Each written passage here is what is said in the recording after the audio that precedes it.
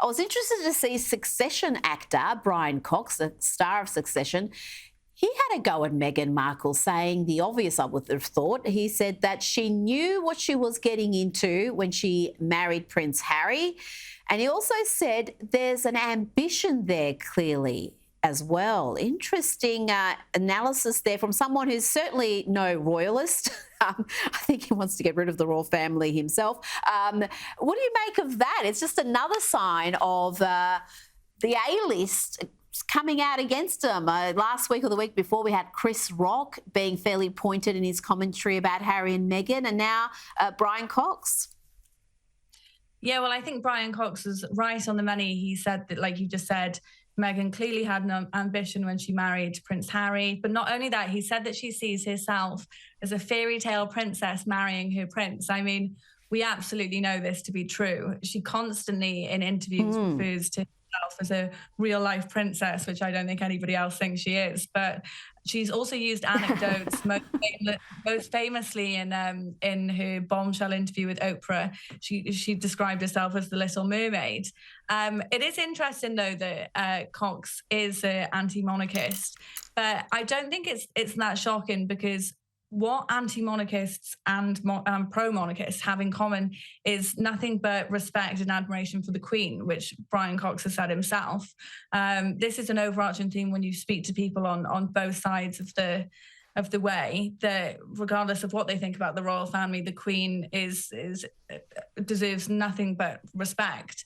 And Meghan fundamentally disrespected the Queen. So although he doesn't support the institution, his criticism definitely does make sense. Oh, absolutely. And I think that is behind a lot of the ill feeling towards Harry and Meghan is the fact that they brought so much stress to the Queen in her final years.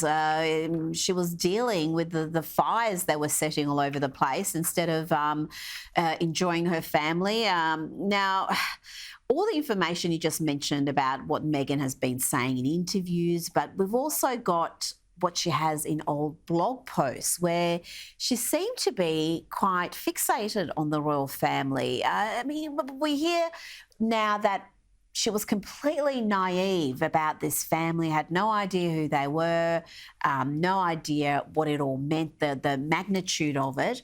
But then that goes against what some of her former friends have said, and also these blog posts. Yeah, well, I mean, it's just idiotic to claim that you don't know anything about the royal family. And the British royal family is arguably the biggest global brand in the world.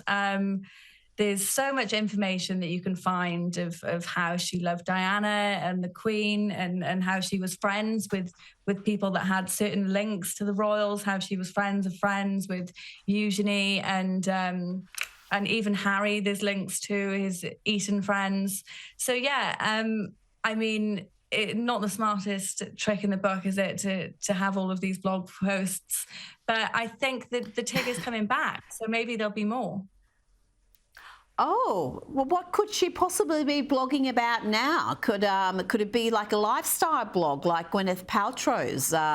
Maybe she can sell candles. Yeah, well, I think there's only so much tottering around in your Californian mansion you can do. Apparently, Meghan is bringing back her blog. She obviously needed to find some kind of hobby that she's realised that talking badly about the royal family only gets you so far. But it's interesting that a lifestyle blog and kind of wellness regimes and face creams and candles, it kind of goes head to head with her diehard commitment to women's causes as the diehard feminist that she is.